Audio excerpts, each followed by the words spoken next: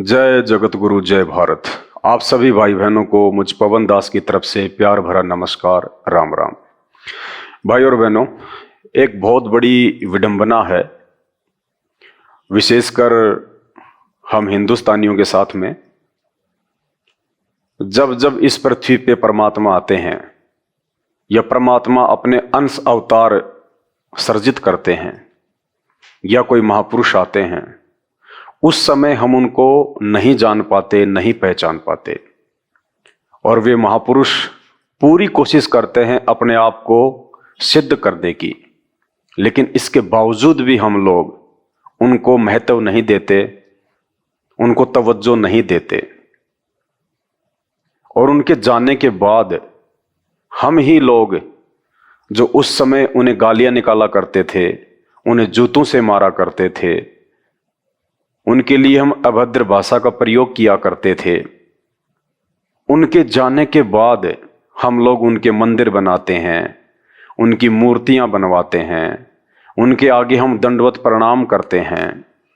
उन मूर्तियों के आगे जो उनके जाने के बाद बनाई जाती हैं, जो बेजान होती हैं, मुर्दा होती हैं, वो मूर्तियां ना सुन सकती, ना देख सकती, ना बोल सकती, ना चल सकती, ना हमारी बातें सुन सकती, ना हमें कोई समाधान बता सकती, बिल्कुल बेजान और मुर्दा।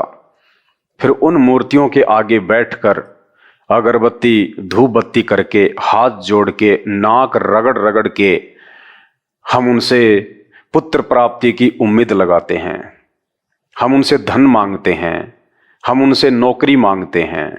ये विडंबना सदियों से चली आ रही है और इसी का खामियाजा आज हिंदुस्तान सबसे ज्यादा भुगत रहा है। और उस समय हम उनको क्यों नहीं जान पाते, क्यों नहीं पहचान पाते? सिर्फ एक ही कारण होता है, धर्मगुरु। वो धर्मगुरु जो शास्त्रों से अपरिचित होते हैं, वो धर्मगुरु धर्म ही जिनका धंधा होता है, वो धर्मगुरु यदि उस समय उन महापुरुषों की पहचान करने दें तो उनके रोजगार पे संकट आ जाता है। इसलिए वे लोग हमें भक्ति और भगवान से हमेशा दूर रखते हैं, भटका के रखते हैं, सिर्फ अपने स्वार्थ के लिए। और यही कारण है आज हम केवल भगवान का नाम जानते हैं, भगवान के गुणों से अपरिचित हैं। हमने सुन तो बहुत रखा है कि भगवान निर्धन को माया देता है, लेकिन इसी भारत देश में जहां सबसे ज्यादा भगवान है, जहां भगवानों की सबसे ज्यादा महिमा गाई जाती है, इसी देश की आबादी सबसे ज्यादा निर्धन है। कहते हैं भगवान बांझ को पुत्र देता है। बहुत सुना है, हमने पढ़ा है, लिखा हुआ है, सत्य भी है। लेकिन इसी देश में न जाने कितनी माता बहनें इन पाखंडी और नकली धर्मगुरुओं के चक्कर में पड़कर पुत्र प्राप्ति के लालच में अपना यौन शोषण तक करवा डालती हैं। कहते हैं भगवान अंधे को आंख देता है, लेकिन हमारे इसी देश में श्री रामभद्राचार्य जैसे धर्मगुरु जो अपने जीवन के अंतिम पड़ाव में हैं, लेकिन वो देखने के लिए तरस रहे हैं। कहते हैं भगवान असाध्य रोगों का इलाज कर देता है, असाध्य रोगों को ठीक कर देता है, लेकिन इसी देश के धर्मगुरु श्री प्रेमानंद जी और सदगुरु रितेश्वर दास जी, जो आज कैंसर जैसे असाध्य रोग से तकलीफ में हैं, महाकष्ट में हैं, कहते हैं भगवान मुर्दे को जिंदा कर देता है। लेकिन लोगों ने सुना है, आज तक किसी ने मुर्दे को जिंदा होते देखा नहीं है। कहते हैं भगवान कर्मों को काट देता है, फिर सुख देता है, क्योंकि हर प्राणी यहाँ पे सुख दुख का जो अनुभव करता है वो अपने पूर्व जन्म जन्मांतरों के कर्म और कुकर्मों के कारण करता है।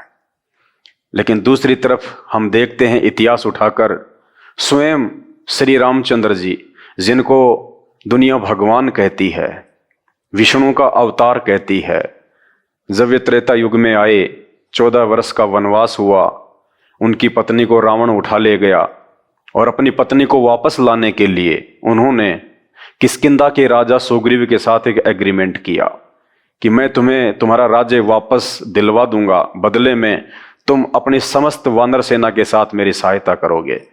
उस एग्रीमेंट के तहत स्वयं भगवान ने, श्री रामचंद्र जी ने पेड़ की ओट लेकर धोखे से सुग्रीव के भाई बाली का वध किया और स्वयं फिर श्री रामचंद्र जी को धोखे से मारे गए बाली को बदला देने के लिए, वो कर्म भोगने के लिए द्वापर युग में श्री कृष्ण रूप में पुनः जन्म लेना पड़ा।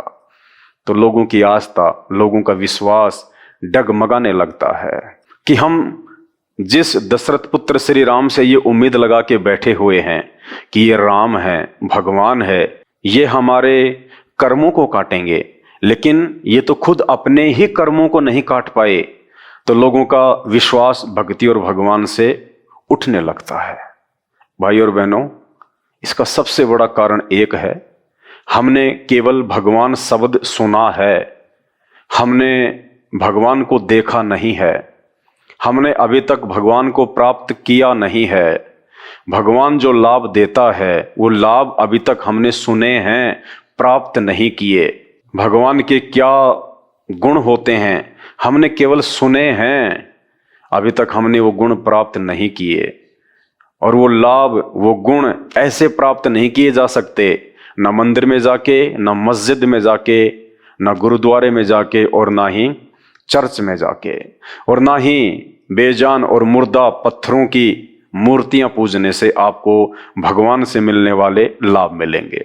वो लाभ प्राप्त करने की एक विधि है जो हमारे शास्त्रों में वर्णित है। जब तक हम उस विधि के अनुसार नहीं चलेंगे, हम कदापि उस परमेश्वर से, भगवान से मिलने वाले लाभ को प्राप्त नहीं कर सकते। और लाभ लेने का सर्वप्रथम जो तरीका है वो ये है, गुरु होना चाहिए। और गुरु भी कोई नकली नहीं, कोई पाखंडी नहीं, सतगुरु, सच्चा गुरु। सच्चा गुरु कौन होता है? सच्चे गुरु की पहचान भी गीता जी में ही वर्णित है। अध्याय नंबर 15 श्लोक नंबर 1 से 4, अध्याय नंबर 4 श्लोक नंबर 34, कि वो सच्चा गुरु होगा, वो तत्वदर्शी संत होगा जो उल्टे लटके हुए संसार रूपी पेड़ के सभी विभागों को ठीक ठीक से बता देगा, समझा देगा। कहने का मतलब है, वो धर्मगुरु सर्वप्रथम हमारे ही धर्मशास्त्रों से सृष्टि रचना को बताएगा कि देव कौन है, महादेव कौन है, भगवान कौन है, देवी देवता कौन है, ये ब्रह्मांड, ये ग्रह उपग्रह, सूरज, चांद, सितारे, ये पृथ्वी, ये मनुष्य, ये 84 लाख योनियां, इनका सर्जन क्यों हुआ, किसने किया, ये कैसे हुआ। आज हम मनुष्य योनि में हैं, कल को शरीर छूटेगा, फिर हम लोग 84 लाख योनियों में भी जाएंगे। क्यों मनुष्य शरीर में इतने सुख भोगते हैं और फिर 84 लाख योनियों में जाके हम इतने महादुख भोगते हैं, ऐसा क्यों? ये सृष्टि रचना के तहत वो गुरु बताएगा। तो भाई और बहनों, आज इस धरती पे, इस पृथ्वी पे, विशेषकर, वैसे तो संपूर्ण मानव जाति का ही परम सौभाग्य है, लेकिन विशेषकर हम भारतीयों का बहुत बड़ा सौभाग्य है कि आज वो सच्चा गुरु, वो सतगुरु जो हमें परमात्मा की पहचान भी करवाएगा और उस परमात्मा से मिलने वाले सारे लाभ भी दिलवाएगा अपनी सत भक्ति से। तो चलिए आज का वीडियो हम शुरू करते हैं उसी परमपिता परमेश्वर का नाम लेके। परमपिता परमात्मा सारी सृष्टि के रचनहार, कुल मालिक, असंख्य ब्रह्मांडों के स्वामी, जगत गुरु, तीनों लोकों में प्रवेश करके सबका पालन पोषण करने वाले राजाधिराज, आत्माधार, नाथों के नाथ, देवों के देव महादेव, सर्वेश्वर, महेश्वर, मृत्युंजय, अजरो अमर, आदि अनादि सनातनी प्रभु, जगत पिता जगदीश्वर, श्री श्री 1008 की उपाधि के वास्तविक अधिकारी, अकाल मूर्त शब्द स्वरूपी राम, वासुदेव, सर्वगतम ब्रह्म, प्रथम पूज्य, परम पुरुष, परम धनी, परम दयालु, परम संत, अल्लाह ताला, अल्लाहु अकबर, जगत का तारणहार, जगत के मुक्तिदाता, संत शिरोमणि सतगुरु रामपाल जी भगवान के चरण कमल में आप और हम सभी लाइव वीडियो देख रहे भाई बहनों का अनंत कोटि दंडवत प्रणाम। तो भाई और बहनों, अभी तक आपने केवल भगवान से मिलने वाले लाभ के विषय में सुना है। आपने ना अनुभव किया है, ना आपने वो लाभ उस परमात्मा से प्राप्त किए हैं। कारण अभी तक आपको सच्चा गुरु नहीं मिला, जो आज इस धरती पे प्रकट है, 8 सितंबर 1951 से प्रकट है। और केवल वो सतगुरु ही नहीं है, क्योंकि सत भक्ति मार्ग में जो सच्चा गुरु होता है स्वयं वो परमात्मा ही होता है। वो समर्थ होता है, वो यहाँ के देव और महादेव से सर्वशक्तिमान होता है। उन्हें ब्रह्मा विष्णु महेश की तरह अपने अंश अवतार सर्जित करने की आवश्यकता नहीं पड़ती। वे स्वयं ही अवतार धारण करके इस पृथ्वी पे आते हैं, अपने विषय में लोगों को जानकारी देते हैं, भगवान के विषय में बताते हैं, और भगवान से मिलने वाले लाभ वे सतगुरु स्वयं देते हैं अपने साधकों को, जो उनसे उपदेश प्राप्त कर लेता है। तो सबसे पहले भक्ति और भगवान से भी पहले यदि हमें किसी चीज की आवश्यकता पड़ती है तो हमें ज्ञान की आवश्यकता पड़ती है। और ज्ञान इस पूरी पृथ्वी पे सतगुरु के अलावा कोई नहीं दे सकता। और एक समय में इस पूरी पृथ्वी पे एक ही सतगुरु होता है, 2 सतगुरु नहीं होते, 10 सतगुरु नहीं होते। उस एक सतगुरु के अलावा जितने भी सतगुरु हैं, जितने भी गुरु हैं, जितने भी जगत गुरु हैं, जितने भी शंकराचार्य हैं, ये सब धर्म को धंधा बना के बैठे हैं। ये सब अपनी रूढ़िवादी परंपराओं का निर्वाह कर रहे हैं। उनके पास में ना कोई ज्ञान है, ना कोई समाधान है। तो चलिए आज आपको रूबरू करवाते हैं स्वयं उस कबीर परमात्मा से, जो देवों का देव है, महादेव है, चारों वेद जिसकी महिमा गाते हैं। और वो परमात्मा जिस परमेश्वर के गुण आज तक हमने इन धर्मगुरुओं से सुने हैं, लेकिन हमने कभी वो प्राप्त नहीं किए, लेकिन वही परमात्मा आज सतगुरु के रूप में 8 सितंबर 1951 से संत रामपाल जी के रूप में धरती पे प्रकट होकर लाखों आत्माओं को वो अद्भुत अद्वितीय आध्यात्मिक लाभ दे रहे हैं, जिसकी कल्पना भी नहीं की जा सकती। तो चलिए आज आपको भगवान के कुछ भक्तों से रूबरू करवाते हैं, और नाम उपदेश लेने के बाद में उन भक्तों को परमेश्वर ने क्या क्या लाभ दिए, जो परमात्मा के गुणों में लिखा हुआ है कि परमात्मा ऐसा करता ही करता है। अरे वो भगवान ही क्या हुआ, वो परमात्मा ही क्या हुआ जो अपने भक्तों को सुखी ना कर दे, जो अपने भक्तों के असाध्य रोगों का निवारण ना कर दे, जो अपने भक्तों को जो मृत्यु सैया पे लेटे हुए उनको 100 वर्ष के लिए जीवन दान ही ना कर दे। वो भगवान ही क्या। अभी तक हमारा भगवान से पाला नहीं पड़ा, अभी तक हमारा केवल नकली और पाखंडी धर्म गुरुओं से पाला पड़ा है, जो खुद को भगवान साबित किए हुए बैठे हैं अपने धार्मिक धंधे के लिए। तो धैर्य के साथ में निष्पक्ष होके आप आज का वीडियो देखिएगा, और परमपिता परमेश्वर सतगुरु रामपाल जी भगवान, जो कि स्वयं परमात्मा है, भगवान है, अल्लाह है, और स्वयं ही ये सतगुरु की भूमिका निभा रहे हैं और अपने भक्तों को अद्वितीय आध्यात्मिक लाभ दिए हैं। आज उनके एक भगत के अनुभव हम सबके साथ में शेयर करेंगे, ताकि आप भाई बहनों को भी पता चले इस बात का कि धरती पे परमात्मा कहाँ प्रकट हैं और कैसे उनसे लाभ लिए जा सकते हैं। सब जानते हैं कि भगवान दुखों का नाश करता है, भगवान हमारे दुख हरता है, लेकिन उसके बावजूद भी हिंदुस्तान में कितने हॉस्पिटल हैं, हर दिन नए नए हॉस्पिटल खुल रहे हैं। अरे यदि श्री राम ही भगवान हैं, दशरथ पुत्र श्री राम और श्री कृष्ण जी ही यदि भगवान है, परमात्मा है, ईसाइयों का ईसा मसीह ही यदि परमात्मा है, मुसलमानों का अल्लाह ही यदि परमात्मा है, तो इस देश में नित्य नए नए हॉस्पिटल क्यों खुल रहे हैं? इतने भयंकर भयंकर रोग क्यों उत्पन्न हो रहे हैं? भगवान तो रोगों का नाश करता है, भगवान तो दुखियों को सुखी करता है। उसके बावजूद भी इस देश की जनसंख्या दिन ब दिन दुखी होती जा रही है, रोगों से वो पीड़ित होती जा रही है। कारण एक ही है कि हम अभी तक नकली भगवानों के संपर्क में आए हैं, उस असली भगवान के संपर्क में नहीं आए, जो सतगुरु की भूमिका में 8 सितंबर 1951 से भारत देश की पावन भूमि पर अपने ज्ञान का प्रचार कर रहे हैं। और जो भगत आत्माएं उनके संपर्क में आ रही हैं, उनके ज्ञान को समझ के, उनके तत्व ज्ञान से रूबरू होके जो उन्हें अपना गुरु धारण कर रही हैं, उनसे नाम दीक्षा प्राप्त कर रही हैं, और आजीवन उनके नियमों में रह के, उनकी मर्यादाओं में रह के उनकी भक्ति करने का संकल्प ले रही हैं, आज वो आत्माएं अद्वितीय आध्यात्मिक लाभ और सुख भोग रही हैं। तो चलिए आपको एक ऐसी ही आत्मा से आज रूबरू करवाते हैं। मेरे पीछे आप ज्ञानगंगा पुस्तक देख रहे हैं जो परमपिता परमेश्वर सतगुरु रामपाल जी भगवान ने अपने कर कमलों से लिखी है। इस पुस्तक में सभी शास्त्रों से प्रमाणित अद्वितीय ज्ञान है और अंत में वो साधक, वो भगत, वे जब से संत रामपाल जी के शरण में आए हैं और उनके दुखों का नाश हुआ है, असाध्य रोगों से उनको मुक्ति मिली है, परिवार में जो संकट लगातार वो झेल रहे थे, सभी संकटों से उन्होंने मुक्ति पाई है।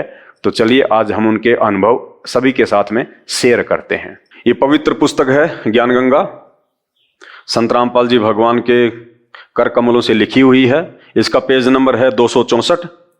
और निष्पक्ष होके देखिए भाई और बहनों, ये पुस्तक कोई मार्केटिंग के लिए नहीं है, ये पुस्तक आपको मूर्ख बनाने के लिए नहीं है। संत रामपाल जी बाकी पाखंडी धर्मगुरुओं की तरह नहीं है जो जीवन यापन अपने भक्तों के दान पे करते हैं।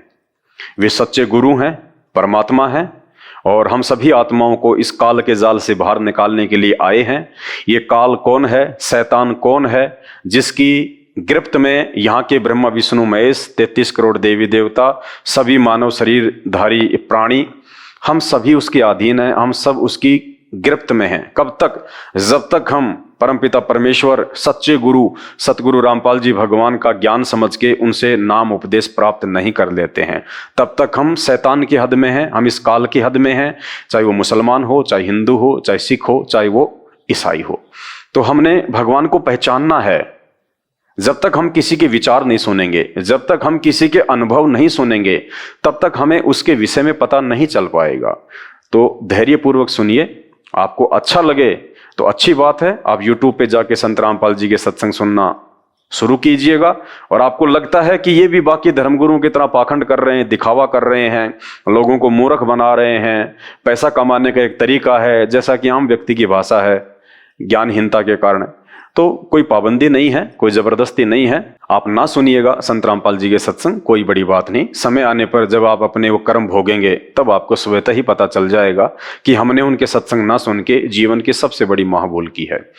तो आज एक साधक का अपना अनुभव है जो उन्होंने उस पुस्तक में लिखवाया है। ये ज्ञानगंगा पुस्तक है, पेज नंबर है 264। भटकों को सतमार्ग, बहन ईसवंती की दर्द भरी आत्मकथा। मैं भगतमती ईसवंती देवी, पत्नी श्री भगत सुरेश दास अहलावत, पुत्र श्री प्रताप सिंह अहलावत, पानागंजा गांव डीगल, जिला झज्जर में रहती हूं। हे बंदी छोड़ सतगुरु रामपाल जी। बंदी छोड़, यहाँ पे एक शब्द है बंदी छोड़। हे बंदी छोड़ सतगुरु रामपाल जी।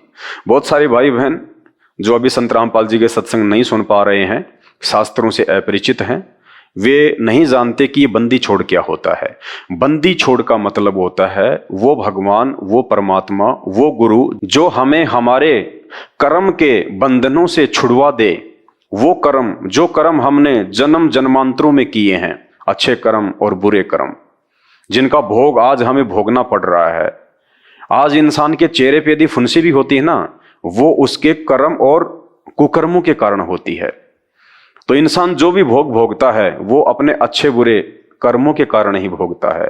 तो वो कुकर्म जो हमने आज से पहले अनजाने में, भगवान ना मिल पाने के चलते, ये ज्ञान ना हो पाने के चलते, शास्त्रों की अनभिज्ञता के चलते, जो कुकर्म हमने किए अपने स्वार्थ के लिए, मौज मस्ती के लिए, उन कुकर्मों का भोग आज वर्तमान में हम भोगते हैं। कब तक? जब तक वो गुरु नहीं मिलता, वो परमात्मा नहीं मिलता।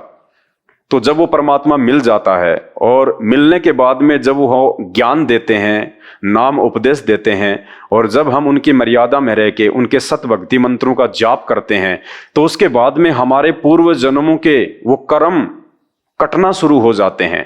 वो भोग फिर हमारे को वर्तमान में नहीं भोगना पड़ता, जिस कारण से फिर हम सुखी हो जाते हैं, हमें सारे लाभ प्राप्त होते हैं। इसलिए उस परमेश्वर का दूसरा नाम है बंदी छोड़, जो हमें कर्म बंधनों से छुड़वा दे, स्वतंत्र कर दे, सारे सुख प्रदान कर दे।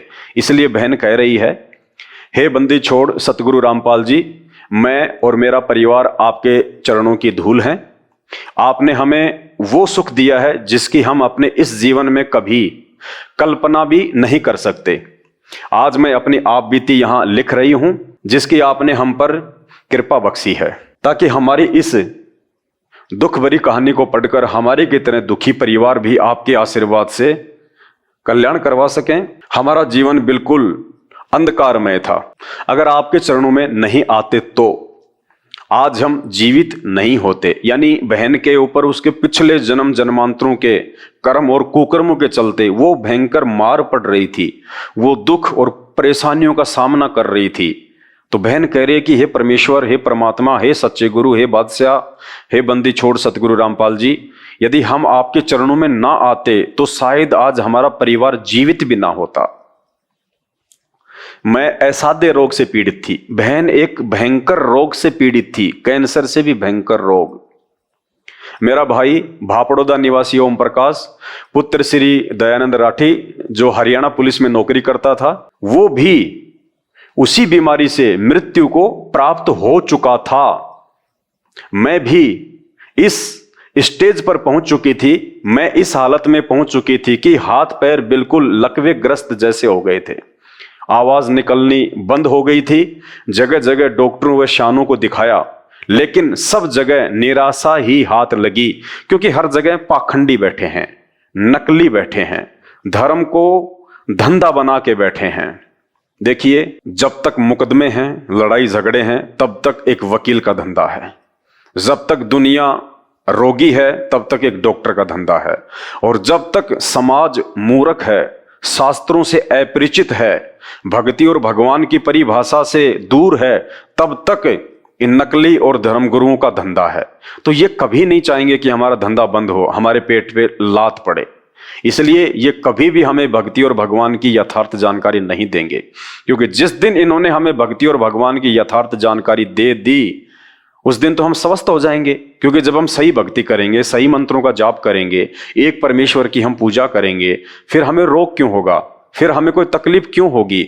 और तकलीफ नहीं होगी, रोग नहीं होगा, संकट नहीं होगा, तो हम इन पाखंडियों के पास में क्यों जाएंगे, इन धर्मगुरुओं के पास में क्यों जाएंगे? और नहीं जाएंगे तो उनका धंधा चौपट हो जाएगा।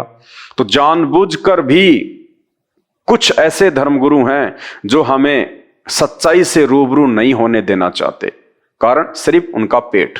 जगह जगह डॉक्टरों व शानों को दिखाया, लेकिन सब जगह निराशा ही हाथ लगी। मेरे पति इतनी शराब पीते थे कि जब घर आते तो बच्चे डर के मारे चारपाई के नीचे छुप जाते थे। भाई और बहनों, बच्चे शाम को जब पिता आता है काम धंधे से, तो एक पिता को चाहिए कि वो अपने बच्चों को सीने से लगाए, उनके लिए कुछ खाने पीने की वस्तुएं लेके आए। और बच्चों को भी बड़ा इंतजार रहता है कि हमारे पापा जी आएंगे, हमारे पापा जी आएंगे। और वो पापा शाम को दारू के नशे में धुत होके आता है, और आते ही वो अपने बच्चों को मारता है, पीटता है। तो सोचिए उन बच्चों की क्या हालत होगी जिस परिवार का मुखिया नशे का आदी हो। मेरे पति इतनी शराब पीते थे कि जब घर आते तो बच्चे डर के मारे चारपाई के नीचे छुप जाते थे। घर के बर्तन तक शराब के लिए बेच डाले और सिर पर कर्जा चढ़ा लिया। पड़ोसी भी तंग थे। एक दिन तो नशे की हालत में ये मुझको उठाकर ढालान पाने के कुएं में डालने चल पड़ा था। यानी उस बहन का पति एक दिन तो इतनी शराब पी के आया कि पास में कोई कुआं था, उस कुएं में डालने के लिए तैयार हो गया, लेके जाने लगा। महापाप ओपरी हवा ने कहा कि किसकी क्या पोरस चलेगी, मैं इस घर को बर्बाद करके छोड़ूंगा। उनके पति के ऊपर भूत प्रेत का साया था, तो उस भूत प्रेत ने कहा उसके पति के माध्यम से कि किसी की कोई ताकत नहीं है जो मुझे इस परिवार को बर्बाद करने से रोक दे। मेरे भाइयों ने मेरे ऊपर ढेर सारा पैसा शानों व डॉक्टरों के चक्कर में बर्बाद कर दिया, लेकिन मुझे कोई फायदा नहीं हुआ। मेरा पति शराब पीता था तथा बच्चे छोटे छोटे थे। ससुराल में कोई सहारा नहीं था। मेरा भाई सुखवीर, जो कि डीटीसी में ड्राइवर है, उसने परम पूज्य सतगुरु रामपाल जी महाराज से नाम उपदेश ले रखा है। उसने कहा कि बहन को संत रामपाल जी महाराज जी से नाम उपदेश दिलवा देते हैं। मरना तो इसको है ही, ये आखिरी उपाय भी करके देख लेते हैं। इस पर मेरे पिताजी श्री दयानंद राठी ने कहा कि क्या कोई नाम उपदेश से ठीक होता है? बहन के जो पिताजी थे दयानंद जी, उन्होंने कहा कि भला ऐसा भी कभी होता है कि खाली नाम ही दिलवा दिया और बंदा ठीक हो जाएगा? क्योंकि आज से पहले हमारा जितना भी पाला पड़ा है, हम जितने भी लोगों के पास में गए हैं वो सब के सब नकली थे, पाखंडी थे। उनकी किसी भी प्रकार की आध्यात्मिक क्रिया से, उनकी भक्ति से, उनके द्वारा बताए गए उन मनमुखी मंत्रों के जाप से, आरतियों से हमें कोई लाभ तो होना ही नहीं था। तो अंत में हम लोगों ने भी ये फाइनल कर लिया था कि जो कर्म है वो तो भोगना ही पड़ेगा, उसका कोई इलाज नहीं है, ना भक्ति से ना भगवान से। तो उसी आधार से हर प्रकार से दुखी होकर बहन के पिताजी ने कहा कि भला नाम उपदेश प्राप्त करने से भी कोई सुखी होता है? उनको अचंभा सा हुआ। इस पर मेरे भाई ने इन सबको नाम उपदेश की महिमा के बारे में समझाया। बहन के भाई ने उनको समझाया कि ऐसी बात नहीं है, आज परमात्मा धरती पे आए हुए हैं, संत रामपाल जी के रूप में हैं। आप एक बार बहन को लेके तो चलो, मर तो वैसे भी रही है, ये लास्ट उपाय भी देख लेते हैं एक बार करके। क्योंकि उनको तो विश्वास था, उन्होंने तो नाम उपदेश ले रखा था संत रामपाल जी से। उन्हें तो मालूम था कि धरती पे भगवान आया हुआ है, परमात्मा आया हुआ है, जाते ही बहन को चुटकियों में चंगा करेगा परमात्मा, क्योंकि वो गुण है परमेश्वर के। परमात्मा लाभ देता ही देता है। आम हमेशा मीठापन ही देगा, वो कड़वापन नहीं देगा, क्योंकि वो आम का गुण है। चाहे आप उसको धोखे से खा लो, चाहे उसको प्यार से खा लो, चाहे आप उसको उछाल उछाल के खा लो, आम का गुण है मीठापन, वो मीठापन ही देगा। तो भाई ने पहले से नाम उपदेश ले रखा था।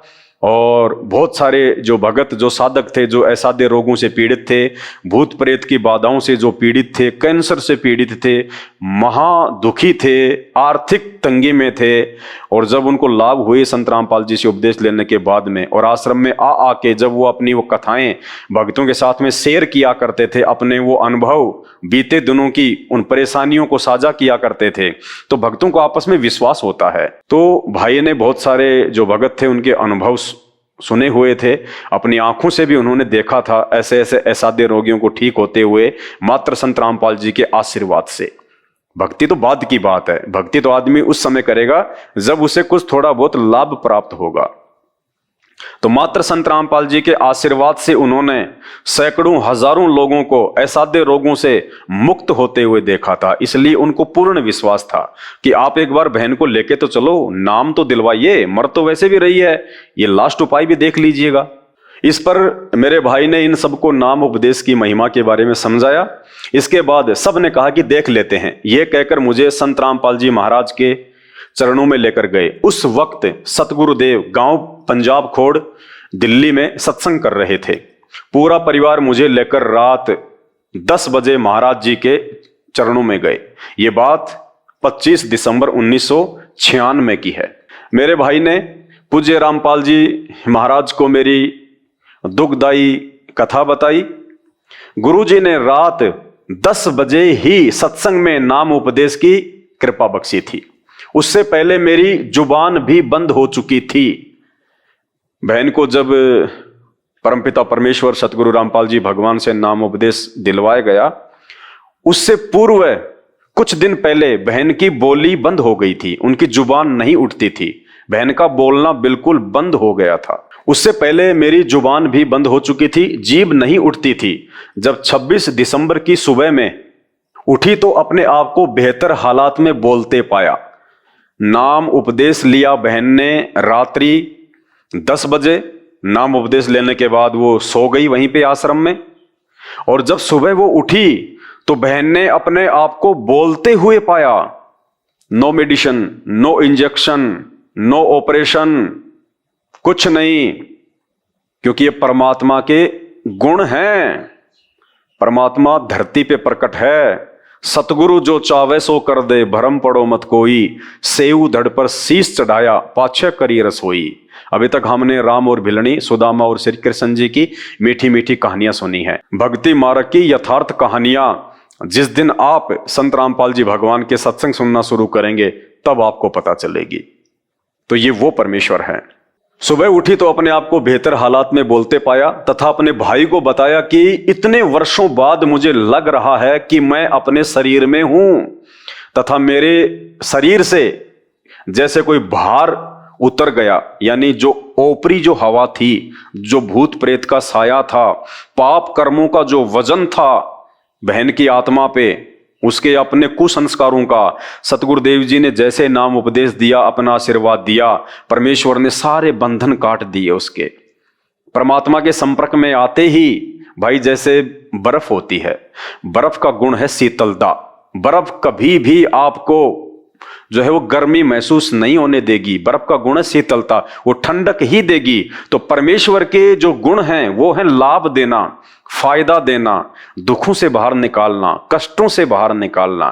तो जैसे ही इन्होंने परमपिता परमेश्वर से नाम लिया, उस अल्लाह से नाम लिया जो आज संत रामपाल जी के रूप में धरती पे प्रकट हैं, सुबह बहन की जुबान भी ठीक हो गई और बहन को ऐसा महसूस हुआ जैसे मेरे ऊपर से किसी ने बहुत ज्यादा वजन उतार दिया हो। इतने वर्षों के बाद मुझे लग रहा है कि मैं अपने शरीर में हूं तथा मेरे शरीर से जैसे कोई भार उतर गया है। मुझे बोलते देखकर मेरा भाई सुखवीर हैरान रह गया तथा कहा कि महाराज रामपाल जी तो साक्षात कबीर परमेश्वर आए हैं। क्या कहा भगत जी ने जब ऐसा चमत्कार देखा अपनी बहन के साथ में? जो बहन सैकड़ों डॉक्टरों के पास जाके भी ठीक नहीं हो पा रही थी, कितने ही शाणे, कितने ही धर्मगुरुओं के चक्कर में पैसे भी बर्बाद किया, उसके बावजूद भी 1% लाभ नहीं था। और जैसे ही संत रामपाल जी ने रात्रि को नाम दिया, सुबह बहन 16 आने ठीक, तो भाई भी हैरान रह गया। और भाई का जो विश्वास था, उन्हें पहले से तो मालूम था इस बात का कि ये परमात्मा है, ये कोई सामान्य संत नहीं है, कोई सामान्य व्यक्ति नहीं है। सामान्य संत और व्यक्ति वो कह सकते हैं जो अभी संत रामपाल जी के सत्संगों से दूर हैं, अपरिचित हैं। तो भाई ने कहा कि ये तो साक्षात परमात्मा आए हुए हैं धरती पे, ये तो स्वयं कबीर देव हैं। तथा कहा कि महाराज रामपाल जी तो साक्षात कबीर परमेश्वर आए हैं। मैं बीड़ी पीती थी, उसी दिन छोड़ दी। देखिए, भक्ति के कुछ नियम होते हैं। जैसे हम किसी डॉक्टर के पास जाते हैं, डॉक्टर से हम ऑपरेशन करवाते हैं, डॉक्टर हमें मेडिसिन देता है रिकवर करने के लिए, साथ में डॉक्टर हमें कुछ परहेज बताता है कि आपने खट्टा नहीं खाना, मीठा नहीं खाना। यदि हम वो परहेज का पालन नहीं करेंगे तो डॉक्टर चाहे कितना ही अच्छा क्यों ना हो, उसके मेडिसिन चाहे कितनी अच्छी क्यों ना हो, ऑपरेशन कितना ही सक्सेसफुल क्यों ना हो, हम रिकवर नहीं हो पाएंगे और वो रोग हमें पुनः धीरे धीरे वापस घेर लेगा। क्यों? क्योंकि हमने डॉक्टर के बताए गए परहेज नहीं निभाए। इसी प्रकार ये भक्ति मार्ग है। अगर हमने उस परमेश्वर से, उस परमात्मा से पूर्ण लाभ प्राप्त करना है जो आज धरती पे सतगुरु के रूप में, संत रामपाल जी के रूप में प्रकट हैं, तो हमने उनकी भक्ति के साथ साथ उनकी मर्यादाओं को विशेष तौर पे निभाना पड़ेगा। और संत रामपाल जी की कुछ मर्यादा हैं। उनके शुरुआत में 11 नियम होते हैं, जिसमें किसी भी प्रकार का नशा करना वर्जित है, मांस भक्षण करना वर्जित है, जीव हत्या वर्जित है। और उनके सत्संग सुनने के बाद में, नाम उपदेश लेने के बाद में, केवल हमने एक ही परमेश्वर की भक्ति करनी होती है और वो परमेश्वर होता है गुरु, सतगुरु। हमने अन्य किसी भी देव देवता की कोई भक्ति नहीं करनी होती है, ना माई मसानी की, ना भैरव भूत की, किसी की नहीं, केवल अपने गुरुदेव भगवान की। क्योंकि आत्मा एक है तो उसका परमात्मा भी एक ही होता है। यदि हम एक से अधिक को भगवान मान के पूजेंगे तो फिर वो वैश्या भक्ति में आ जाती है। और आप सब जानते हैं, वैश्या का कोई दीन नहीं होता, वैश्या का कोई धर्म नहीं होता, वैश्या की कोई इज्जत नहीं होती है। मैं बीड़ी पीती थी, उसी दिन से छोड़ दी। घर आए तो मेरे पति भगत सुरेश ने कहा कि तुम क्या नाम लेकर आए हो? मैं देखता हूं तुम्हारे नाम में इतनी क्या शक्ति है। बहन तो बिल्कुल स्वस्थ होकर अपने घर पे आ गई और परमात्मा ने कहा कि बेटी, ये तो तुझे भगवान ने अपनी तरफ से लाभ दिया है ताकि तेरे को विश्वास हो, और जो भक्ति हमने तुझे दी है तू वो भक्ति करने के लायक हो। लेकिन अगर तू ये नियम नहीं निभाएगी, अगर ये मर्यादा नहीं निभाएगी, तो वापस तुझे ये रोग घेर लेगा। ये परमात्मा का नियम है, उनका ये विधान है। तो जैसे ही बहन रिकवर होके घर पे आई तो बहन के जो पति देव थे सुरेश जी, जो कि नशा किया करते थे, शराब पिया करते थे, उनके ऊपर भूत प्रेत का साया था, ऊपरी हवा थी। वो नाम दीक्षा नहीं लेना चाह रहे थे क्योंकि वो ऊपरी जो शक्ति थी वो आसानी से उनको छोड़ नहीं रही थी। तो जैसे ही बहन आई घर पे नाम उपदेश लेके ठीक होके, तो उस ऊपरी हवा ने उनके पति के माध्यम से कहा कि देखता हूं तुम्हारे नाम में ऐसी क्या शक्ति है, मेरे से बच के कहां जाओगे। घर आए तो मेरे पति भगत सुरेश ने कहा कि तुम क्या नाम लेकर आए हो? मैं देखता हूं तुम्हारे नाम में इतनी क्या शक्ति है। अपनी मां से बोला कि ये अच्छा नाम लेकर आए। बच्चे सुबह सुबह गुड मॉर्निंग की जगह सत साहिब बोलते हैं। संत रामपाल जी के जो भगत हैं और उनके भक्तों के जो बच्चे हैं वो good morning, good evening, good afternoon ये नहीं बोलते। ये बोलने से हमारी भक्ति का सत्यानाश होता है। हम बोलते हैं सत साहिब। सत यानी अविनाशी, साहिब यानी परमात्मा। अपनी जुबान से हर समय हम उस परमेश्वर का उपमात्मक नाम यूज करते हैं, सत साहिब। जब तक हम लोग वास्तविक राम से अपरिचित थे तब तक जब भी हम आपस में मिलते थे तो एक दूसरे को राम राम राम राम कहा करते थे। अब हमें वास्तविक भगवान की पहचान हो गई, वास्तविक श्री राम की पहचान हो गई। वास्तविक श्री राम कबीर साहब है जो आज सतगुरु रामपाल जी भगवान के रूप में धरती पे प्रकट है। वो सत साहिब है, वो सच्चा साहिब है, वो अविनाशी परमात्मा है। दशरथ पुत्र श्री रामचंद्र जी सत साहिब नहीं थे। सत साहिब का मतलब जो परमात्मा कभी नहीं मरता, जबकि उनके तो करोड़ों जन्म और मृत्यु हो चुकी हैं। तो बहन के पति ने कहा अपनी माँ से कि ये बच्चे भी क्या नाम लेके आ गए, सुबह सुबह गुड मॉर्निंग बोलने की बजाय सत साहिब बोलते हैं। अपनी माँ से बोला कि ये अच्छा नाम लेकर आए, बच्चे सुबह सुबह गुड मॉर्निंग की जगह सत साहिब बोलने लगे हैं। भगत सुरेश 1 साल तक ऐसे ही शराब पीता रहा तथा घर में झगड़ा करता रहा, लेकिन बहन ने मर्यादा नहीं तोड़ी। बहन ने किसी भी प्रकार का कोई नियम अपने पति के चक्कर में, उसके दबाव में नहीं तोड़ा और अपने गुरुदेव के द्वारा बताई गई भक्ति वो करती रही और पूर्णतया वो स्वस्थ रही। एक दिन यानी एक दिन उसका पति बंदी छोड़ कबीर साहिब, गरीबदास जी साहिब व सतगुरुदेव संत रामपाल जी महाराज जी की तस्वीरों को तोड़ने के लिए खड़ा हो गया। तब मैंने हाथ जोड़कर बंदी छोड़ से ये प्रार्थना की, यानी बहन ने अपने घर पे जो दरबार साहिब लगा रखा है, जहां नाम उपदेश लेने के बाद हम आरती करते हैं, मंत्र करते हैं और हम वेदों के अनुसार, ऋग्वेद के अनुसार हवन करते हैं, देसी घी की जोत जलाते हैं। वहां जाके बहन ने अपने गुरुदेव भगवान सतगुरु रामपाल जी से हाथ जोड़ के प्रार्थना की कि हे परमेश्वर, इस नादान को आप ही सद्बुद्धि दीजिएगा। तब मैंने हाथ जोड़कर बंदी छोड़ से प्रार्थना की कि आप ही इनकी बुद्धि को कंट्रोल में कर सकते हैं। तब बंदी छोड़ यानी सतगुरु रामपाल जी भगवान आपने ही इनको ऐसा चमत्कार दिखाया कि मेरे पति सुरेश ने पूजा स्थल पर वापस फोटो रख दिए तथा उल्टे पांव जाकर दंडवत प्रणाम किया। यानी संत रामपाल जी भगवान स्वयं उस दरबार में अपने शरीर में प्रकट हो गए। उन्होंने ऐसा चमत्कार दिखाया उनको कि बेटा ये खाली फोटोएं नहीं है, ये खाली कागज के टुकड़े नहीं हैं, परमात्मा खुद धरती पे है। ये असली भगवान की फोटोएं हैं, ये नकली भगवानों की फोटो नहीं है, ये नकली भगवानों की मूर्तियां नहीं हैं, ये असली भगवान की हैं। इनके साथ में खिलवाड़ ठीक नहीं है। परमात्मा स्वयं प्रकट हो गए और उसके बाद वो घबरा गए और उन्होंने वहीं पे ये चमत्कार देखकर सतगुरु रामपाल जी भगवान को दंडवत प्रणाम किया। तब बंदी छोड़ आपने ही इनको ऐसा चमत्कार दिखाया कि मेरे पति सुरेश ने पूजा स्थल पर वापस फोटो रख दिए तथा उल्टे पांव जाकर दंडवत प्रणाम किया। तब से लेकर आज तक उन्होंने शराब, बीड़ी आदि सब बुराइयों को त्याग दिया, यानी उनके पति ने भी नाम उपदेश ले लिया। उसके बाद वो चमत्कार देखकर कि भाई ये कोई छोटे मोटे संत नहीं है, ये तो परमात्मा है।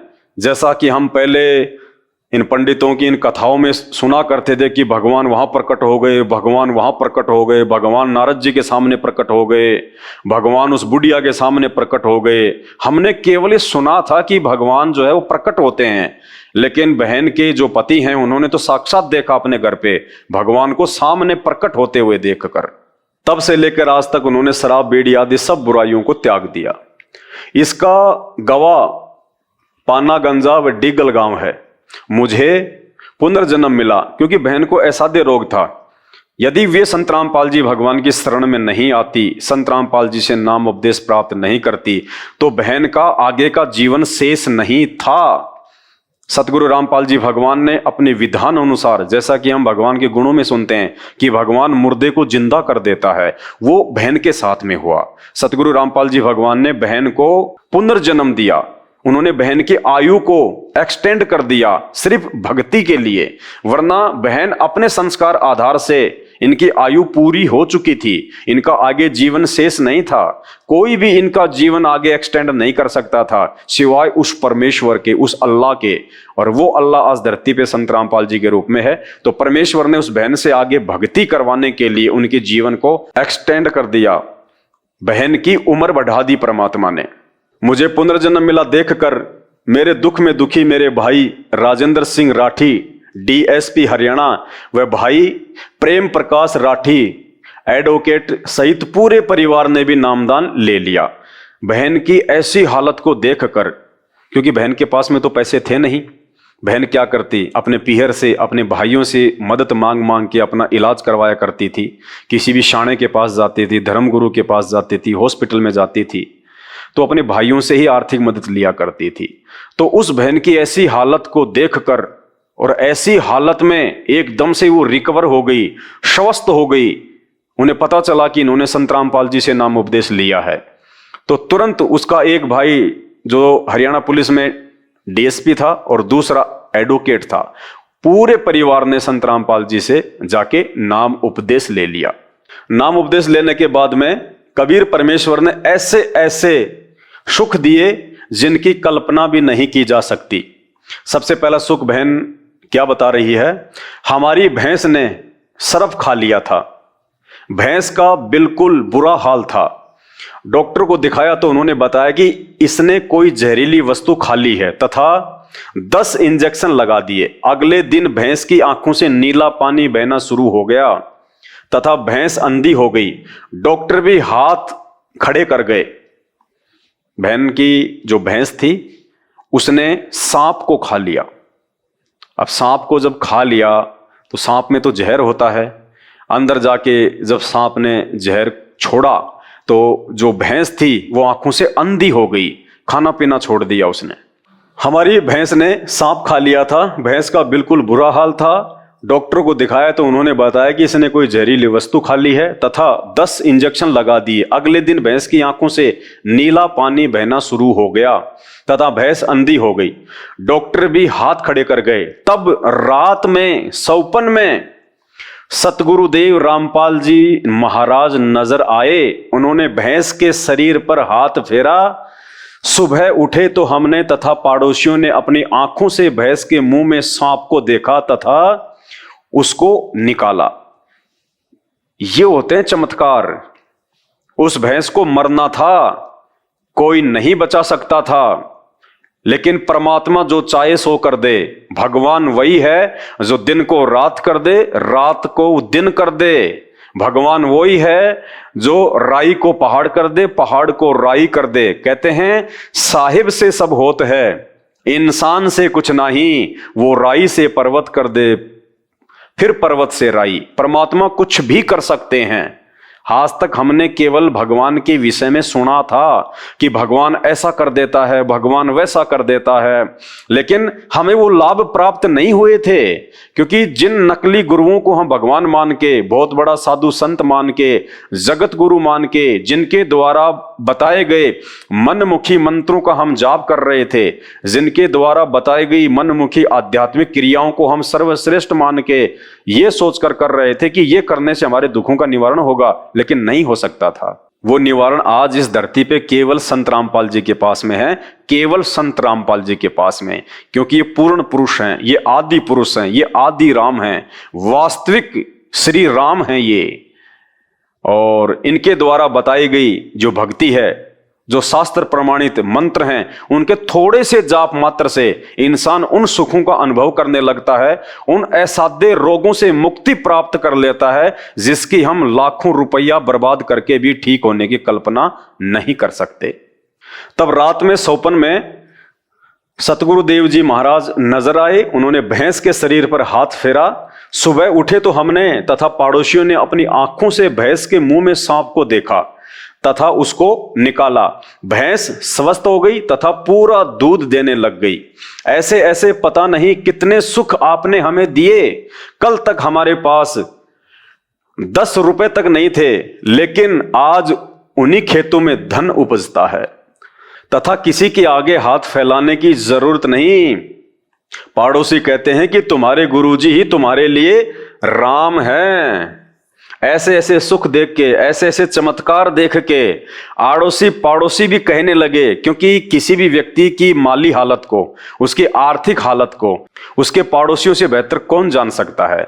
तो बहन पहले कितनी दुखी थी, कितनी समस्याओं में थी, ऐसा दे रोग ने उनको घेर रखा था, उसका पति शराब के नशे में बच्चों को मारता था, पीटता था, आर्थिक तौर पे भयंकर जो है वो तंगी थी। तो पड़ोसियों से बेहतर कौन जान सकता है। जिस घर में रोजाना लड़ाई झगड़ा हो, गाली गलौच हो, जिनके बच्चे रोजाना चीखें चिल्लाएं, तो पड़ोसियों से बेहतर कौन जान सकता है। तो पड़ोसियों ने जब चंद ही समय में देखा कि इसका तो जीवन बदल गया, ये तो नरक से स्वर्ग में आ गए, तो पड़ोसियों ने कहा कि तुम्हारे गुरुजी तो तुम्हारे लिए राम हैं, राम यानी भगवान, परमात्मा, अल्लाह, जो सारे सुख देता है। दुनिया भी कहने लगी, पड़ोसी भी कहने लगे। पड़ोसी कहते कि तुम्हारे गुरुजी ही तुम्हारे लिए राम हैं। अज्ञानियों द्वारा बहकाया हुआ भोला भाला समाज क्या जाने आपकी महिमा को। संत रामपाल जी महाराज के विरोधी तो सिर्फ कीचड़ उछालना जानते हैं, जिसके साथ गुजरती है वही बता सकता है उसको आपसे क्या कुछ मिला है। हम आपसे यही प्रार्थना करते हैं कि हमें अपने चरणों में ही रखना, तथा आप हजारों वर्ष ऐसे ही दुखियों का सहारा बने रहें। सतगुरु रामपाल जी महाराज पूर्ण परमात्मा के अवतार हैं। ये स्वयं ही पूर्ण परमात्मा हैं, ये किसी के अवतार नहीं हैं। चूंकि ये ज्ञान धीरे धीरे समझ में आता है, नाम लेते ही पूरा ज्ञान समझ में नहीं आ जाता है। जैसे हम किसी बच्चे को स्कूल में एडमिशन दिलवाते हैं, तो एडमिशन दिलवाते ही वो बच्चा जो है वो विद्वान नहीं बन जाता है, उसको थोड़ा समय लगता है। आपका नाम लेने के बाद हमारे घर में इतना सुख मिला परमेश्वर जी कि हम वर्णन नहीं कर सकते, फिर भी वर्णन करने की कोशिश कर रही हूं। मैंने आपसे सन 1996 में नाम उपदेश लिया। उसके करीब 1.5 साल के बाद एक घटना घटी जो इस प्रकार है। क्या घटना घटी बहन के साथ में? एक रात मुझे यह सब दिखाई पड़ा कि मैं गांव में शमशान पूछ रही हूं। सौपन में बहन को दिखाई दिया कि गांव में मैं शमशान घाट का एड्रेस पूछ रही हूं। मुझे बताया, वह दिखाया गया कि आपने कल यहां पर आना है। कोई और शक्ति थी, शैतान की, इस काल की, उसने दिखाया कि आपने कल इस शमशान घाट पे आना है, यानी कल आपकी मृत्यु है, यानी बहन के संस्कार में मौत थी, पहले से लिखी हुई थी। अब देखना ये परमात्मा उस मौत को कैसे टालता है, कैसे उसको एक्सटेंड करता है। मुझे बताया, वह दिखाया गया कि आपने कल यहां पर आना है। वह मुंडाना पाने का शमशान था। जब सुबह हुई तो मुझे हैजा हो गया, मुझे इतना ज्यादा सिर में दर्द हो गया कि टक्कर मारकर मर जाऊं। मौत के सभी कारण पूर्ण हो गए। डॉक्टर को बुलाया गया तो उन्होंने इंजेक्शन लगाया। उसके बाद डॉक्टर ने बताया कि यह मर चुकी है। डॉक्टर आया, डॉक्टर ने चेक किया, इंजेक्शन लगाए और अंत में डॉक्टर ने डिक्लेयर कर दिया कि ये मर चुकी है, ये डेड है। उसके बाद 4 दूत दिखाई दिए। फिर उन्होंने मुझे दोनों तरफ से पकड़ लिया और बोले कि हमें भगवान ने भेजा है, आपको लेकर जाएंगे। कौन से भगवान ने? शैतान ने, काल ने। आपको लेकर जाएंगे, आपका समय पूरा हो गया है। मैंने कहा कि मेरे गुरुजी नहीं लेकर जाने देंगे। फिर उन्होंने कहा कि आपके गुरुजी क्या करेंगे, आपका समय पूरा हो गया है, हम ऐसा करेंगे कि आपके हाथ से ही आपकी मौत करवा देंगे। उसके बाद मेरे दोनों हाथों ने गले को बड़ी जोर से दबाया, क्योंकि देखो सूक्ष्म रूप में वो शैतानी शक्तियां जिसकी मृत्यु का समय होता है, और जब वो यम के दूत आते हैं उसको लेने के लिए, उसके वो प्राण निकालने के लिए, तो वो आड़ोसी पड़ोसियों को दिखाई नहीं देते, वो घर वालों को दिखाई नहीं देते, वो केवल उसी को दिखाई देते हैं जिसकी मौत होनी होगी। तो उन यमदूतों ने कहा कि तुम्हारे गुरुजी क्या करेंगे। जब बहन ने कहा ना विश्वास के साथ कि तुम कौन लगते हमारे, हम तो पूर्ण परमात्मा की भक्ति कर रहे हैं, सतगुरु रामपाल जी भगवान की, हमारी मौत तो उस समय होगी जब हमारे गुरुजी चाहेंगे, तुम हमें नहीं हाथ लगा सकते। तो यमदूतों ने कहा कि देखते हैं तुम्हारे गुरुजी क्या करेंगे, हम ऐसा करेंगे तेरे हाथों से हम तेरी मौत करवा देंगे। तो उन शैतानी शक्तियों ने सूक्ष्म रूप से उस बहन के दोनों हाथ पकड़ के और उस बहन के जो गले को दबाया। उसके बाद मेरे दोनों हाथों ने गले को बड़ी जोर से दबाया, जिससे मेरे प्राण आंखों में आ गए। मैं किसी से बोल नहीं सकी। बंदी छोड़ कहते हैं कि आजम तेरे घटने घेरे तू राम कहन नहीं पावेगा। एक शब्द है सतगुरु रामपाल जी भगवान का कि आजा बंदे शरण राम की फिर पाछे पछतावेगा। दशरथ पुत्र श्री राम की नहीं, राम मतलब भगवान परमात्मा, आदि राम, आदि पुरुष। परमात्मा कहते हैं वो आदि राम, वो सत्य पुरुष जब इस धरती पे सतगुरु रूप में आता है तो कहते हैं उसकी शरण में आजा, आजा बंदे शरण राम की फिर पाछे पछतावेगा। मात पिता तेरा कुटुंब कबीला सारा ही खड़ा लखावेगा। जब वो यम के दूत आएंगे ना तेरी आत्मा को निकालने के लिए, तो कहते हैं तेरे माता पिता तेरे रिश्तेदार सब वहीं खड़े होंगे, लेकिन वो कुछ नहीं कर पाएंगे उस समय। कहते मात पिता तेरा कुटुंब कबीला सारा ये खड़ा लखावेगा।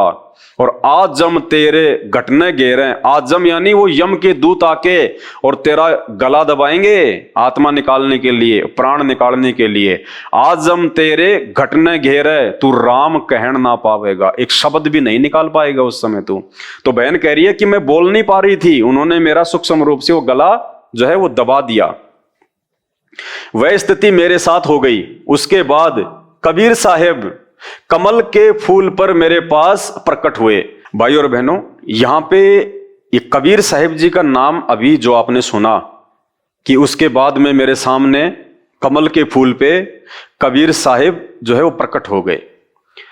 आप जो अभी नए नए संत रामपाल जी का ज्ञान सुन रहे हैं, तो आप लोग अभी इस मैटर को नहीं समझ पाएंगे। इस मैटर को केवल वही समझ पाएंगे जो काफी वर्षों से संत रामपाल जी के भगत हैं और विशेषकर जो साध संगति से जुड़े हुए हैं।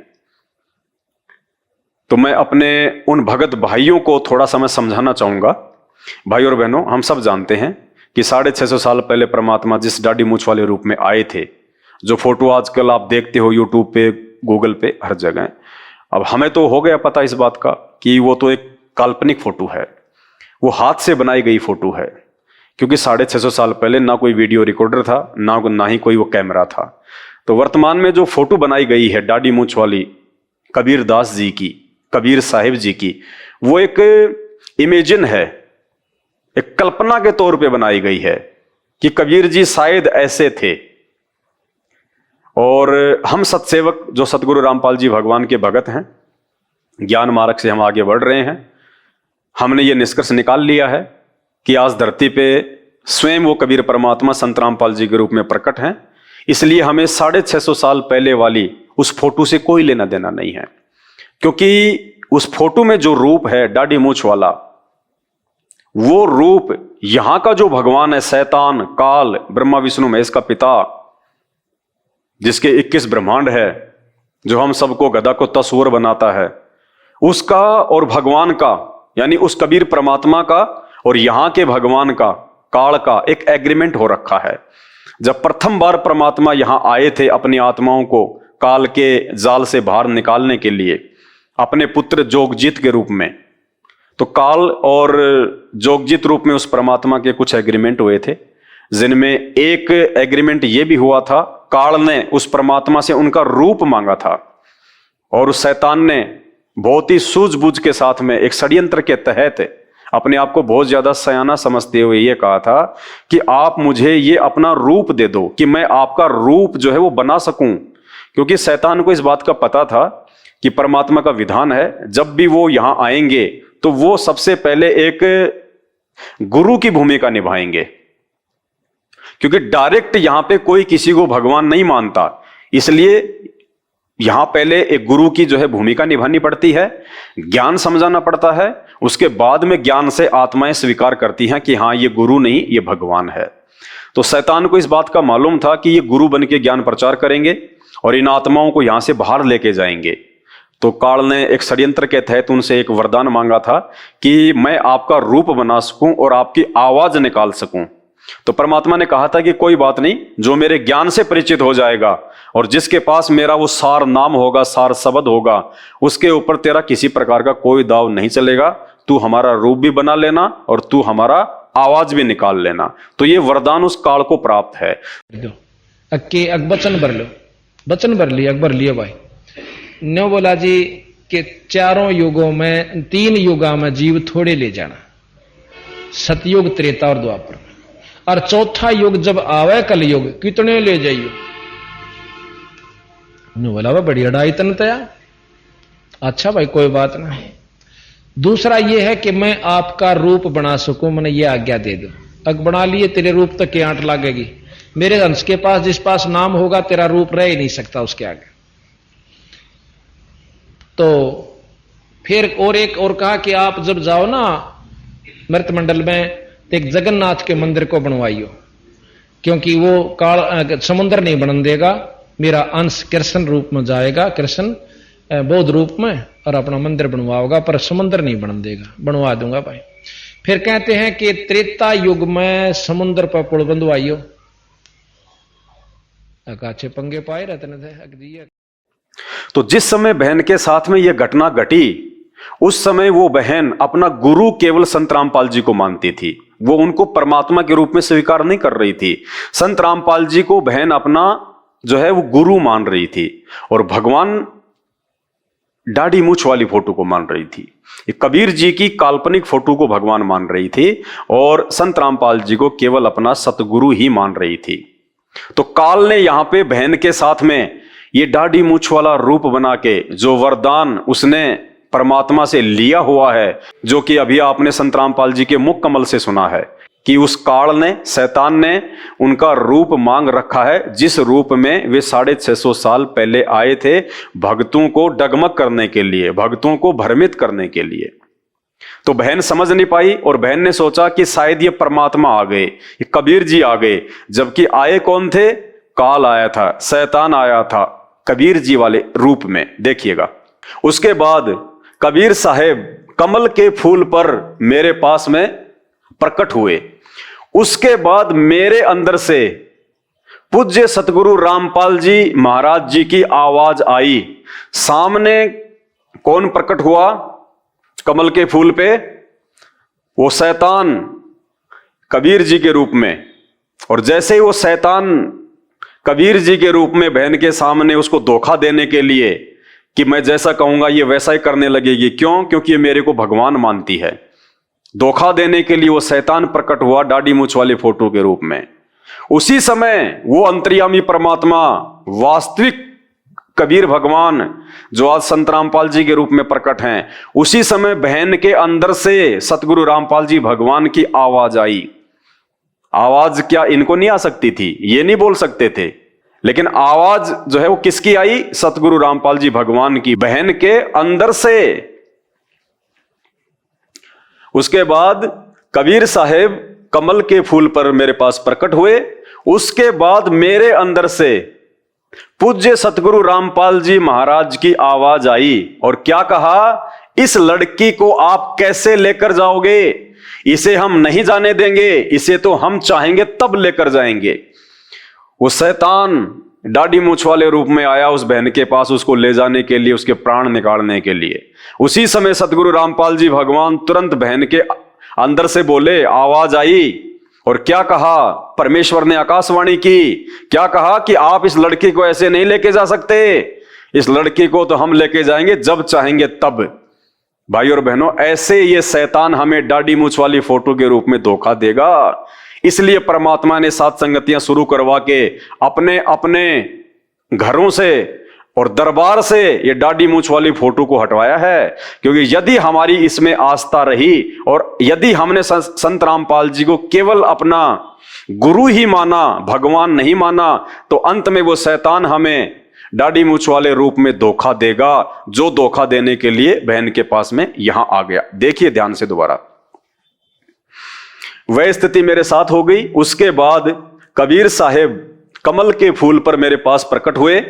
उसके बाद मेरे अंदर से पूज्य सतगुरु रामपाल जी महाराज जी की आवाज आई कि इस लड़की को आप कैसे लेके जाओगे। दाढ़ी मूंछ वाले से कह रहे हैं सतगुरु रामपाल जी भगवान कि इस लड़की को आप ऐसे कैसे लेके जाओगे, इसे हम नहीं जाने देंगे, इसे तो हम चाहेंगे तब लेकर जाएंगे। इसका अगर पैर भी काट दोगे तो हम वह भी जोड़ देंगे, क्योंकि परमात्मा जो चाहे सो कर ही, भरम पड़ो मत कोई। परमात्मा धरती पे प्रकट है, पैर जोड़ना कौन सी बड़ी बात है, ये तो बाएं हाथ का खेल है परमात्मा का, चुटकी बजाने जितना काम नहीं है। अगर इसका पैर भी काट दोगे तो हम वह भी जोड़ देंगे। साथ में गुरुजी ने काफी बातें कही जो सब वर्णन नहीं हो पा रहा।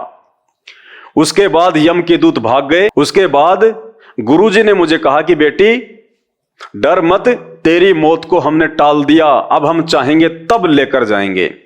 और सतगुरु रामपाल जी भगवान ने कहा कि बेटी आज तेरी मौत थी, ये काल तुझे लेने के लिए आया था, तेरी मृत्यु डॉक्टर डिक्लेयर कर चुके हैं।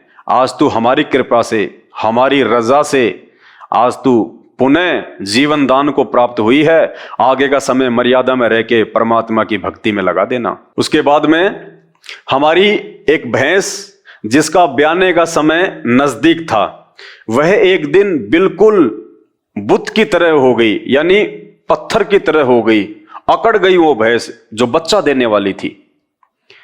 डॉक्टर को बुलाकर लाए तो डॉक्टर ने टाइम से पहले ही हाथों से बच्चा निकाला। उसके बाद भैंस ने जेर नहीं डाली। किसी के कहने पर हमने थोड़ी सी जेर बाहर होती है उस पर ईंट बांध दी तो वह जेर टूट गई। जेर के टूट जाने पर भैंस की हालत बहुत बुरी हो गई। सभी कहने लगे ये भैंस अब मरने से नहीं बच सकती। हम घबरा कर रात को ही 5 डॉक्टरों के पास गए, मगर एक भी डॉक्टर नहीं आया। कहते हैं कि यह केस निपटाना हमारे बस की बात नहीं है, अब परमात्मा ही बचा सकता है। परमात्मा इन आत्माओं के विश्वास को इन घटनाओं के माध्यम से धीरे धीरे दृढ़ कर रहे थे कि इनको विश्वास हो जाए कि हमारे गुरुजी में जो पावर है, हमारे गुरुजी में जो शक्ति है, वो दुनिया के किसी डॉक्टर में नहीं है। जो काम हमारे गुरुजी बिना पैसे के, बिना इंजेक्शन के, बिना मेडिसिन के कर सकते हैं, वो काम दुनिया का कोई भी डॉक्टर नहीं कर सकता। परमात्मा अपने बच्चों को ऐसी घटनाओं के माध्यम से विश्वास दिलाते हैं। इसलिए हम सभी भगत भाई बहनों को चाहिए कि यदि ऐसी छोटी मोटी कोई मुसीबत हम पे आ भी जाए तो हमने उस समय डगमग नहीं होना, अपने गुरुदेव भगवान से विश्वास को कम नहीं करना। ये हमारे एग्जाम होते हैं, ये परीक्षा होती है। परमात्मा हमारे को मजबूत करते हैं धीरे धीरे, हल्की हल्की चोट मार के। जैसे कुम्हार होता है, जब वो मटका पकाता है तो बाहर से चोट मारता है, अंदर से हाथ रखता है। तो गुरुजी हमेशा हमारे साथ में रहते हैं, पल पल साथ में रहते हैं। हमारा कभी भी अहित नहीं हो सकता जब तक हम गुरुजी की मर्यादाओं में हैं, गुरुजी को परमात्मा मानते हैं। तो ऐसी परिस्थितियों में यदि हम भगत भाई बहनों के सामने कोई ऐसी परिस्थिति पैदा हो जाए, ऐसा लगे कि कोई लाभ हानि का चक्कर है, तो ऐसे में हमें डगमग नहीं होना चाहिए। बल्कि यदि हमसे कोई मिस्टेक हुई है, कोई मर्यादाओं में त्रुटि हुई है, तो हमने गुरुदेव से उसी समय दंडोत करके, हाथ जोड़ के, नाक रगड़ के, वहीं अपने दरबार साहिब के सामने बारंबार माफी मांगनी चाहिए और विश्वास के साथ में अपनी भक्ति क्रियाओं को नहीं त्यागना चाहिए। फिर मैंने कहा कि भगत जी आशा मत तोड़ो, हमारे बंदी छोड़ यानी सतगुरु रामपाल जी भगवान सब ठीक करेंगे। उसके बाद बंदी छोड़ के सामने दंडोत प्रणाम किया, कोई प्रार्थना नहीं लगाई, कोई संदेशा नहीं भिजवाया, क्योंकि जिस दिन हमें यह ज्ञान हो जाएगा तो हमें यह पता चल जाएगा कि अंतर्यामी एक तुम, आत्म के आधार, और जो तुम छोड़ो हाथ तो मोह कौन उतारे पार। जो भगवान होता है, वास्तव में जो परमेश्वर है, जो आदि पुरुष है, जो अल्लाह है, वो अंतर्यामी होता है। अंतर्यामी का मतलब हमारे मन में उठने वाली बात को जान लेना। होठों पे आना तो बहुत दूर की बात है, मन में उठने वाली सोच को भी जो जान ले, जो पहचान ले, जो हमारी मन की बात को जान ले, उसको कहते हैं परमात्मा, परमेश्वर। तो अंतर्यामी सृष्टि में केवल एक ही होता है, और वो अंतर्यामी आज सतगुरु रूप में संत रामपाल जी भगवान है। आशा मत तोड़ो, हमारे बंदी छोड़ सब ठीक करेंगे। उसके बाद बंदी छोड़ के सामने दंडवत प्रणाम किया तथा प्रार्थना की। उसके बाद सुबह एक डॉक्टर के पास गए तो उसने आकर देखा तो कहा यह बचेगी नहीं। ऐसी ही हमारी भैंस के साथ हुआ था।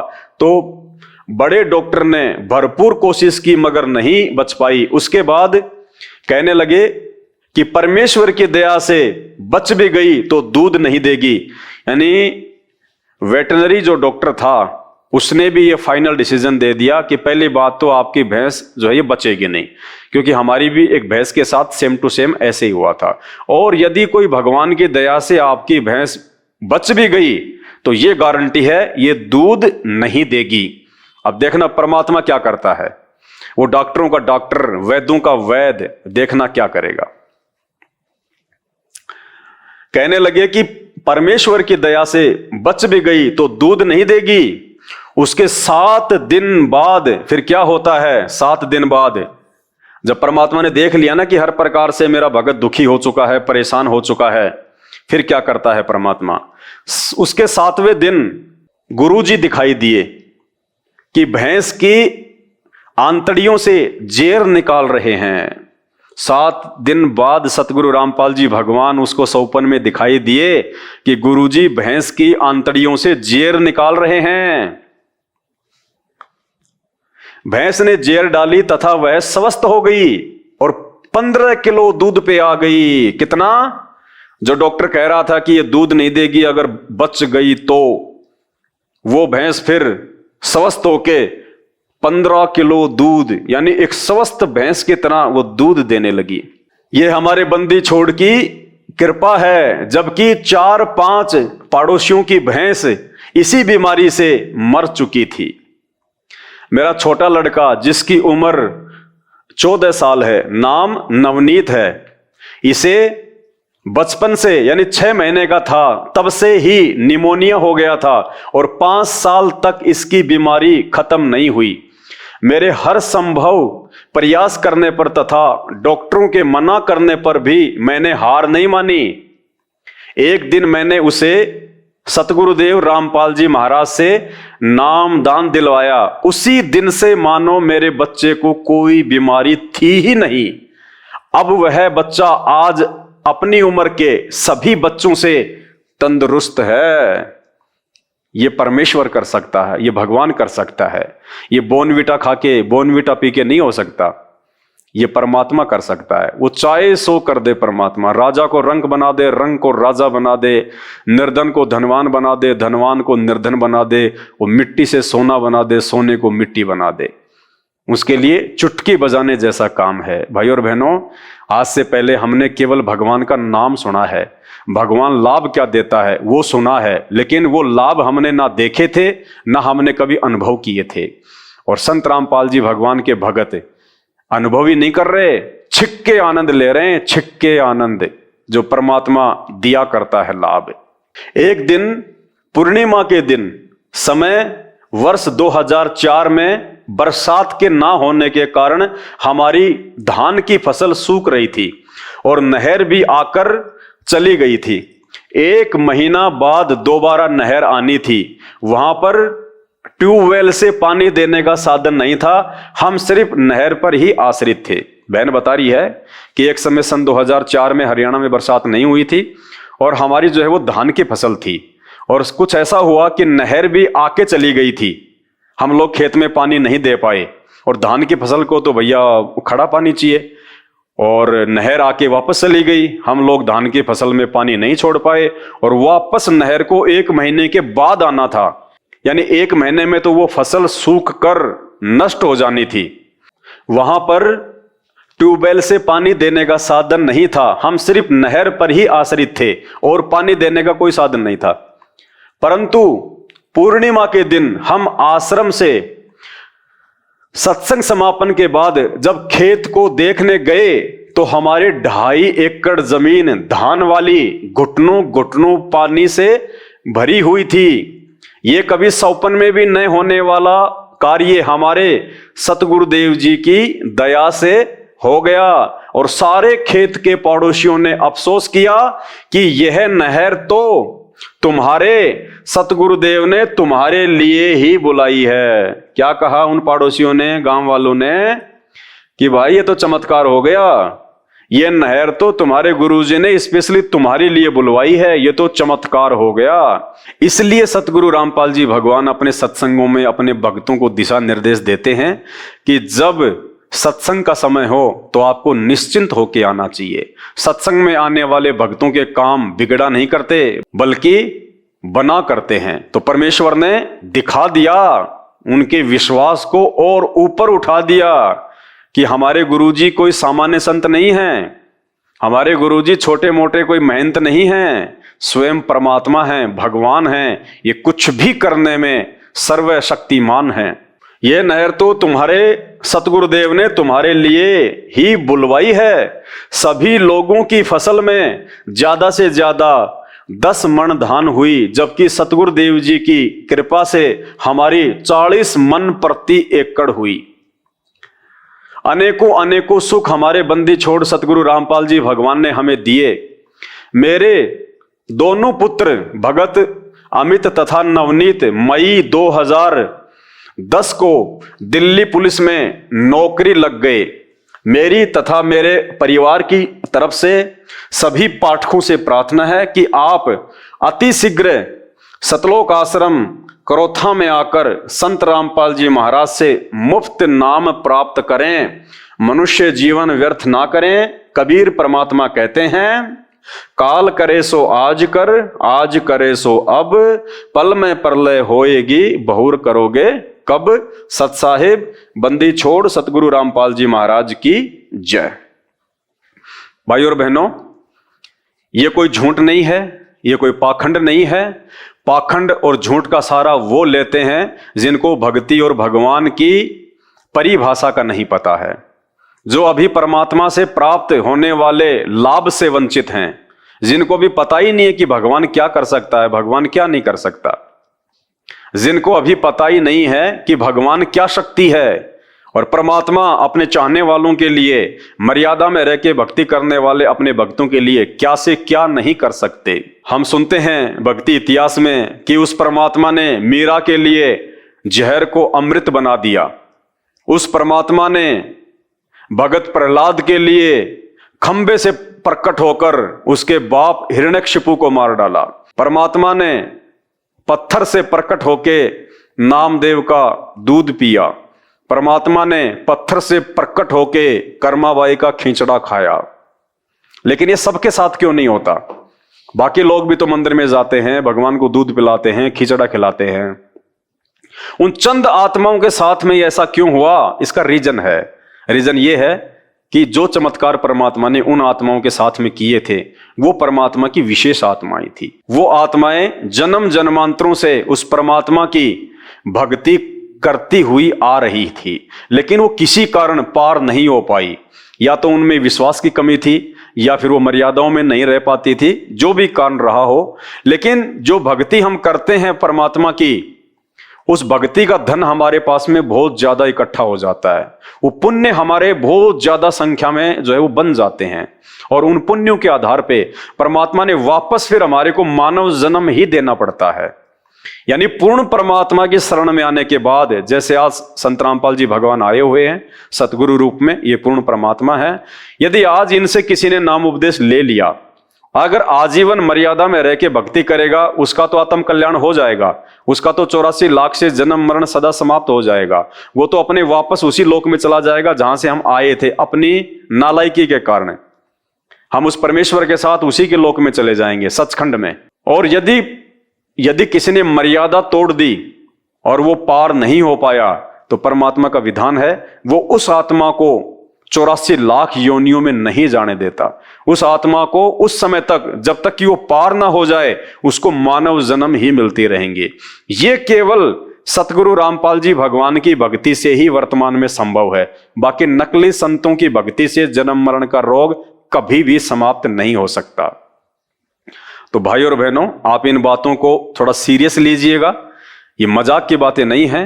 हम कोई यूट्यूब से या फेसबुक से 4 पैसे कमाने के लिए अपना समय जो है ये बर्बाद नहीं कर रहे हैं। ये बातें आपको इसलिए बता रहे हैं कि वास्तव में धरती पे परमात्मा प्रकट है। हम लोगों की पहले भक्ति सही नहीं थी, हमारी साधना सही नहीं थी, शास्त्रों के अनुसार नहीं थी, इसलिए हमें कभी भगवान के दर्शन हो ही नहीं पाए। जबकि भगवान साकार है, आप और हमारे जैसा है, मनुष्य रूप में है, आज धरती पे आया हुआ है, वो चलता है, बोलता है, फिरता है, सारे समाधान करता है, सारे लाभ देता है। लेकिन आज से पहले हमारे पास में वो भक्ति विधि नहीं थी, वो वास्तविक शास्त्र प्रमाणित ज्ञान और मंत्र नहीं थे जिससे भगवान हमें लाभ दे, भगवान हमें आशीर्वाद दे, भगवान हमें जो है वो दर्शन दे। क्योंकि इन नकली धर्मगुरुओं को खुद नहीं पता कि भगवान कौन है, कैसा है, कहां रहता है। क्योंकि बिना तत्व ज्ञान के, और ये तत्व ज्ञान बिना तत्वदर्शी संत के नहीं हो सकता। इसलिए भाइयों और बहनों, आज इस पूरे विश्व में, पूरे ब्रह्मांड में केवल सतगुरु रामपाल जी भगवान ही वो तत्वदर्शी संत है। स्वयं ये अल्लाहु अकबर हैं, परमात्मा है, श्री राम है, जो आज अपने भक्तों को सर्व लाभ दे सकते हैं, लाखों को दे सकते हैं, अरबों को दे सकते हैं। क्योंकि भगवान के घर में किसी चीज की कोई कमी नहीं होती है। परमात्मा की शक्ति असीमित होती है, उनका भंडार कभी खाली नहीं होता, ना आशीर्वाद का और ना ही उनके जो है वो प्रेम का। तो भाई और बहनों, आज भगवान हम सभी आत्माओं को शास्त्रों से ज्ञान देके अपनी पहचान करवा रहे हैं और हमें वापस अपने साथ ले जाने के लिए आए हैं। जो हम अपनी नालायकी से, अपनी गलती से इस काल के चक्कर में पड़ के और इस गंदे लोक में आ गए। यहाँ हम जन्म रहे हैं, मर रहे हैं, गधे कुत्ते सूअर बन रहे हैं। 2 पैसे के लिए सारा दिन आदमी बैल और गधे की तरह कमाता है, फिर भी उसकी इच्छाएं पूरी नहीं हो पाती है। एक आदमी यहाँ पे राजा बन के सुख भोग रहा है, एक आदमी 4 रुपए के लिए भीख मांग रहा है। कभी वो बीमारी से परेशान, कभी एक्सीडेंट में टांग कट जाए, आंख फूट जाए, बच्चे हुए तो ठीक, नहीं हुए तो ठीक, आंखों के सामने बच्चे मर रहे हैं। कब माँ मर जाए, कब बाप मर जाए, किस रोग से मर जाएं, कोई भरोसा नहीं। यहाँ पे 1 सेकंड का सुख नहीं है। जिस सुख को हम सुख मान रहे हैं वो तो दुख है, दुख। हमें तो अभी सुखों की परिभाषा का भी नहीं पता, सुख की तो हमें डेफिनेशन का नहीं पता।